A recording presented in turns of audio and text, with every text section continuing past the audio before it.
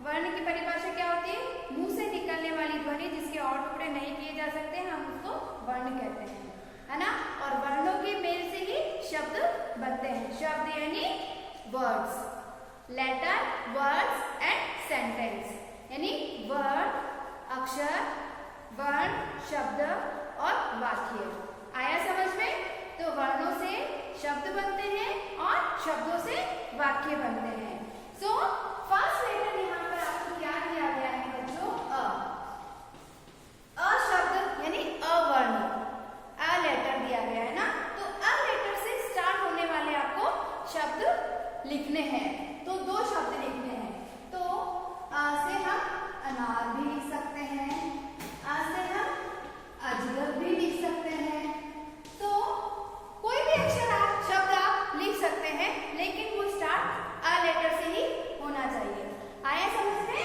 उसी तरीके से सेकंड है आपका लेटर ज। तो झ से स्टार्ट होने वाले ही शब्द आपको लिखने हैं। जैसे झ से झल, ज से जहाज, झ से झलझ। बहुत सारे शब्द हैं, आप कोई भी शब्द लिख सकते हो, लेकिन एक वो स्टार्टिंग लेटर आपका ज ही होना चाहिए, है ना। थर्ड शब्द लेटर है आपका ट। तो ट से टमाटर, ट से टमाटर, ट से टन। कुछ भी आप शब्द लिख सकते हो। ल। फोर्थ लेटर आपका क्या है? फोर्थ वर्ड कौन सा है आपका? यानी वर्ण यानी अक्षर। ल से लड़का, ल से लट्टू, है ना। तो आपको इसी तरीके से आपको शब्द बनाने हैं। तो आप अलग दूसरे शब्द भी बना के लिख सकते हो, या फिर एज इट इज ये शब्द भी आप अपनी बुक में लिख सकते हो। ओके। सो नेक्स्ट एक्सरसाइज आपकी है लिंग बदलकर लिखना है। यानी जो आपको शब्द दिया गया है उसका चेंज करके आपको लिखना है। यानी लिंग यानी gender, change the gender and right. तो लिंग किसे कहते हैं बच्चों? आपको पता है लिंग की परिभाषा क्या होती है? What is the definition on लिंग ऑफ लिंग? लिंग यानी जिस शब्द से उसके नर या मादा होने का पता चले उसको हम लिंग कहते हैं। यानी वो लेटर जिससे हमें उसका फीमेल और मेल होने का पता चलता है उसे हम क्या कहते हैं? जेंडर कहते हैं, यानी लिंग कहते हैं। ओके। तो पहला लेटर है आपका, पहला शब्द क्या है इसमें? माली। तो बच्चों माली यानी गार्डनर। तो माली अभी कौन सा लिंग है? लिंग दो प्रकार के होते हैं, स्त्रीलिंग और पुल्लिंग, है ना। तो लिंग अभी ये कौन सा लिंग है? पुल्लिंग है। अब हम इसको किस में चेंज करेंगे? स्त्रीलिंग में चेंज करेंगे। तो माली का क्या हो जाएगा? मालिनी। सेकंड है राजा यानी किंग, उसको हम चेंज करेंगे, यानी स्त्रीलिंग में चेंज करेंगे। तो क्या हो जाएगा? राजा इज अभी कौन सी लिंग है? ये पुल्लिंग है। तो राजा का रानी। नेक्स्ट है बकरा, यानी बकरा बकरी, बकरी got, gotten, same like this. तो बकरा बकरी। उसी तरीके से सेठ, सेठानी। क्या होगा? सेठ का सेठानी, है ना। फिफ्थ वन है आपका शेरनी। बच्चों अब देखो शेरनी इज स्त्रीलिंग, इसको हमको पुल्लिंग में चेंज करना है। तो शेरनी का क्या होगा? शेर। क्या होगा? शेर, है ना। उसी तरीके से नेक्स्ट है देवी। देवी का क्या हो जाएगा बच्चों? देव। क्या होगा देवी का? पुल्लिंग। पुल्लिंग रूप क्या होगा? देवी स्त्रीलिंग रूप। और देवी का क्या होगा? देव।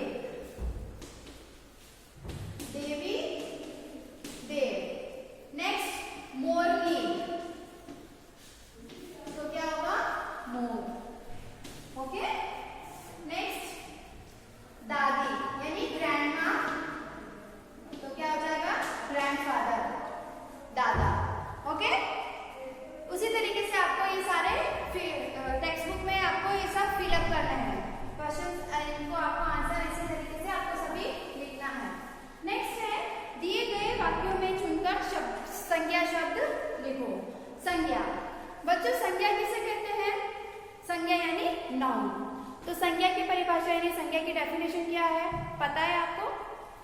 नहीं पता? संज्ञा की परिभाषा होती है किसी व्यक्ति, वस्तु, स्थान, जाति या भाव के नाम को हम संज्ञा कहते हैं। यानी नाउन की परिभाषा इंग्लिश में जो है वही हिंदी में है, यानी name of person, place, things, इन सभी को हम क्या कहेंगे? संज्ञा कहेंगे। ओके, तो हमारा फर्स्ट सेंटेंस है मीरा नाचती है। क्या करती है मीरा? नाचती है। यहाँ पर कौन नाच रहा है? मीरा। तो संज्ञा शब्द क्या हुआ? मीरा। मीरा किसी पर्सन का नेम है, तो यहाँ पर संज्ञा शब्द क्या हुआ? मीरा। ओके, तो नेक्स्ट सेंटेंस है रेलगाड़ी चलती है। तो बच्चों यहाँ पर अभी हम कैसे संज्ञा का पता करेंगे? तो क्वेश्चन बनाएंगे पहले। क्या चलती है? तो आंसर क्या हुआ? रेलगाड़ी चलती है। आंसर तो हमें लिखा हुआ है यहाँ पर, इसका हम क्वेश्चन बनाएंगे। यानी क्या चलती है? आंसर है रेलगाड़ी चलती है। तो यहाँ पर हमारा संज्ञा शब्द क्या हुआ? रेलगाड़ी, है ना? क्या हुआ? रेलगाड़ी संज्ञा शब्द। नेक्स्ट है कुत्ते को मत मारो। क्या है? कुत्ते को मत मारो, है ना? तो हम इसका क्वेश्चन बनाएंगे, किसको नहीं मारो? कुत्ते को मत मारो। तो क्या हुआ हमारा यहाँ पर संज्ञा शब्द? कुत्ते। नेक्स्ट है पुस्तक पढ़ो। क्या पढ़ने के लिए बोल रहे हैं? किसको पढ़ो? पुस्तक को पढ़ो। तो संज्ञा शब्द क्या हुआ? पुस्तक। वस्तु, वस्तु का नाम है पुस्तक इज थिंग्स। नेक्स्ट है वह वीरता से लड़ा। क्या है? वह वीरता से लड़ा। वह कैसे लड़ा? वीरता से लड़ा, यानी ब्रेवरी। तो वीरता भी संज्ञा शब्द है। कौन सी संज्ञा शब्द है? भाववाचक संज्ञा। तो यहाँ पर कौन सा है संज्ञा शब्द? वीरता। बस में बैठो। कहाँ बैठो? बस में बैठो। तो यहाँ पर कौन सा है संज्ञा शब्द? बस। तो आया समझ में आपको किस तरीके से संज्ञा शब्द की पहचान करनी है? तो हम पहले इसको क्वेश्चन बनाएंगे। क्वेश्चन का आंसर क्या है फाइंड आउट करके वही हमारा आंसर होगा, वही हमारा क्या है? संज्ञा शब्द होगा। ओके, तो नेक्स्ट वन है इन शब्दों के दो दो पर्यायवाची शब्द लिखो। बच्चों आपको पिक्चर दिया गया है और आपको क्वेश्चन दिया गया है कि पिक्चर भी दिया है और एक नाम दिया गया है, उससे आपको पर्यायवाची शब्द लिखने हैं। दो दो पर्यायवाची शब्द लिखने हैं। पर्यायवाची शब्द यानी सिनोनिम्स। ओके, तो पर्यायवाची शब्द की परिभाषा क्या है बच्चों? समान अर्थ बताने वाले शब्दों को हम पर्यायवाची शब्द कहते हैं। यानी एक शब्द जिसके समान अर्थ प्रकट हो रहे हैं उनको हम क्या कहेंगे? पर्यायवाची शब्द कहेंगे, है ना? तो बच्चों फर्स्ट पिक्चर किसका है? देखो आपकी बुक में किसका दिखाई दे रहा है फर्स्ट पिक्चर? और क्या लिखा हुआ है वहां पर पिक्चर के सामने? अश्व। अश्व का मतलब क्या होता है? अश्व को हम और क्या कह सकते हैं? घोड़ा और तुरंत। घोड़ा और तुरंत। तो अश्व का मतलब भी घोड़ा होता है और घोड़े का मतलब भी घोड़ा है और तुरंत का मतलब भी तुरंत है। तो समान अर्थ प्रकट करने वाले शब्दों को हम पर्यायवाची शब्द कहते हैं। ओके, तो नेक्स्ट सेकंड पिक्चर किसका है बच्चों? और क्या लिखा हुआ है वहां पर? पहाड़। पहाड़ लिखा हुआ है। तो पहाड़ को हम और क्या कह सकते हैं? पर्वत भी कह सकते हैं और गिरी भी कह सकते हैं। तो ये क्या हुआ? पर्यायवाची शब्द हुआ। नेक्स्ट पिक्चर किसका है? पथ। पथ को हम क्या क्या कहेंगे? रास्ता या फिर मार्ग। इनके अर्थ समान है, एक ही अर्थ है, विद्यार्थी। नेक्स्ट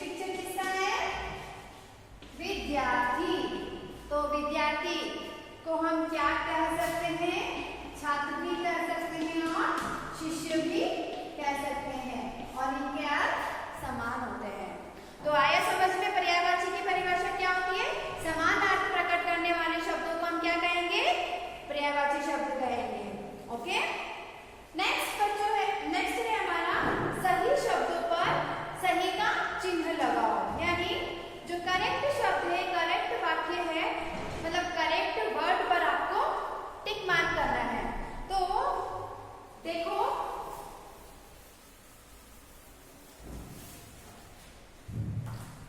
फर्स्ट वन में लिखा हुआ है आपका ईश्वर, यही लिखा हुआ है ना? ईश्वर के बाद लिखा हुआ है ईशावर, ईशावर परम दयालु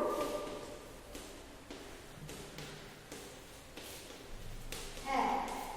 अब बच्चों आप बताओ इसमें क्या फर्स्ट इसमें लिखा हुआ है, ये क्या, हम इसको कैसे प्रोनाउंस करेंगे? ईश्वर। नेक्स्ट क्या है? ईशावर परम दयालु है। परम इज करेक्ट, दयालु इज ऑल्सो करेक्ट, लेकिन रॉन्ग वन कौन सा है? ईश्वर। ईश्वर इज रॉन्ग ना, सो फुल सेंटेंस क्या हो गया? ये रॉन्ग हो गया। तो अभी इसमें करेक्ट वन कौन सा है? ईश्वर। दिस वन ईश्वर is correct, this one is wrong. तो हम इस पर करेक्ट का मार्क करेंगे, टिक मार्क करेंगे। ओके, सेकंड क्या है?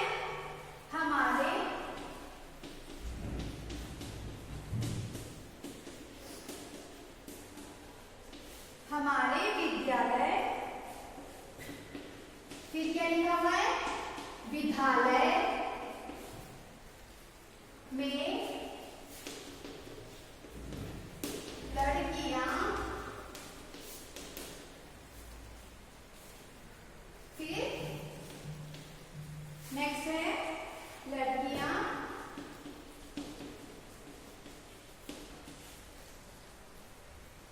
अधिक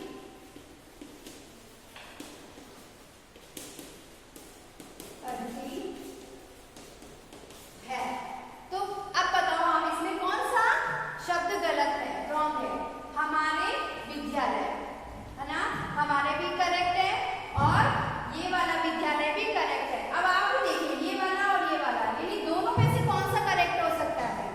ये क्या है? विद्यालय, तो रॉन्ग हो गया विद्यालय, ये विद्यालय, तो this one is correct and this one is wrong. लड़कियां, वो लड़कियां इज करेक्ट, दिस लड़कियां इज रॉन्ग। तो ये भी सेंटेंस हमारा फुल रॉन्ग है, ये भी रॉन्ग है। तो करेक्ट वन इज कौन? Which one is correct? This one is correct, so we will tick. तो हम यहाँ पर टिक मार्क करेंगे। ओके, नेक्स्ट है गुलाब, उसके बाद गुलाब फूलों का राजा है। तो बच्चों अब बताओ आप, गुलाब और गुलाब, कौन सा गुलाब इज करेक्ट है? गुलाब में कौन सी मात्रा आएगी? ये रॉन्ग है ना, ये मात्रा तो नहीं आती। कौन सा करेक्ट है? दिस वन इज करेक्ट, गुलाब फूलों का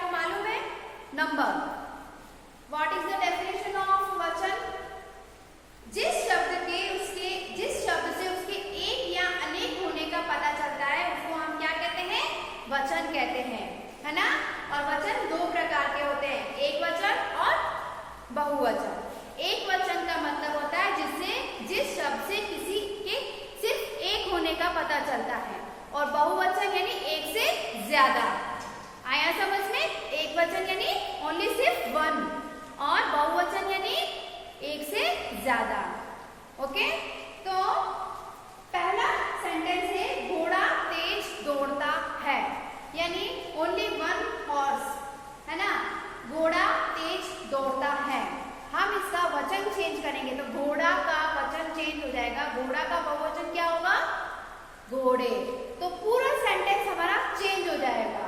तो हम कैसे लिखेंगे सेंटेंस पूरा वचन, यानी change the number and right sentence again. तो जब हम वचन चेंज करेंगे ना तो उसके साथ पूरा सेंटेंस भी चेंज हो जाएगा।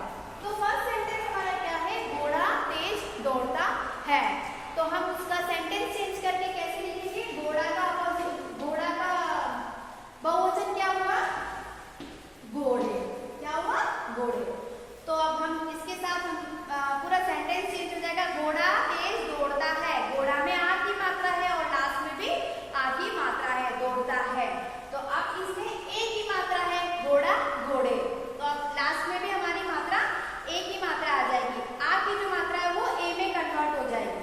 ओके, कैसे कन्वर्ट होगी वो मैं बता दूं आपको। घोड़े तेज दौड़ते हैं, आया समझ में।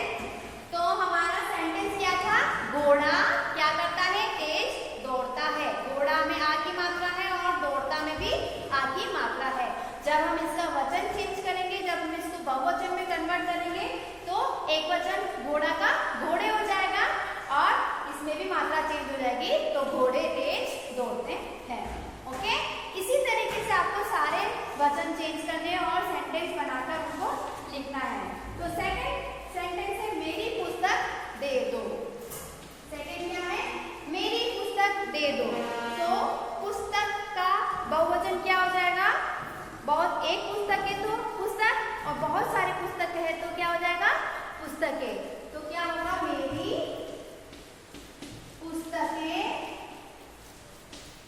पुस्तकें दे दो, सेम। ओके, नेक्स्ट मूर्तियां सुंदर हैं। यहाँ पर ऑलरेडी बहुवचन दिया हुआ है, मूर्तियां यानी बहुत सारी मूर्तियां हैं।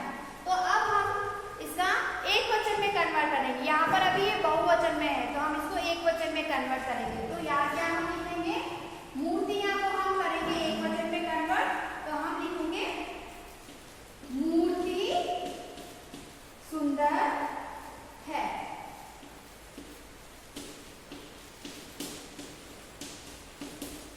नेक्स्ट है दवाई कहाँ मिलेगी। दवाई का बहुवचन क्या हो जाएगा, एक दवाई है तो दवाई, और बहुत सारी दवाई है तो क्या हो जाएगा, दवाइयाँ। क्या हो जाएगा, दवाइयाँ, दवाइयाँ, दवाइयाँ कहाँ मिलेगी।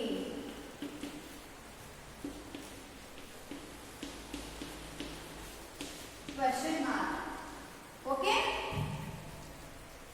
तो ये सारे आपको टेक्स्ट बुक में आपको एज इट इसी तरीके से फिलअप करना है। ओके, नेक्स्ट वन है उचित सर्वनाम शब्द चुनकर खाली स्थान भरो। सर्वनाम किसे कहते हैं, सर्वनाम, सर्वनाम यानी प्रोनाउंस।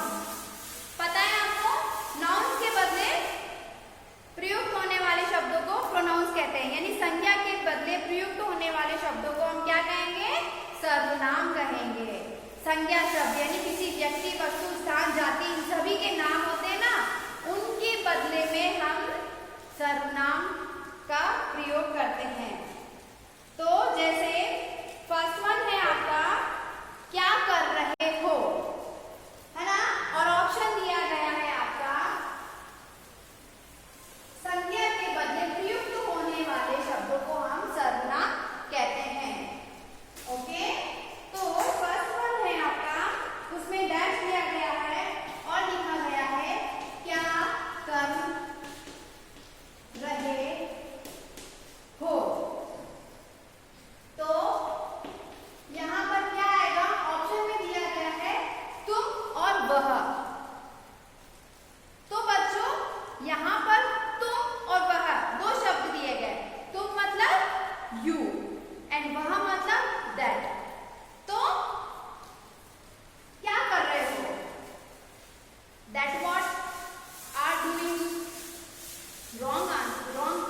सेंटेंस है ना, सुनने में ही रॉन्ग लग रहा है। And you are what you are doing, है ना। तो यहाँ पर क्या आएगा, तुम, क्या आएगा, तुम क्या कर रहे हो, यानी what you are doing. That यानी वह, यानी that are doing is wrong. तो यहाँ पर हम क्या लिखेंगे, तुम क्या कर रहे हो, यानी क्वेश्चन पूछ रहे हैं हम तुमसे, वह से नहीं, तुमसे। ओके, नेक्स्ट, यानी भोजन कर रहा हूं, भोजन कर रहा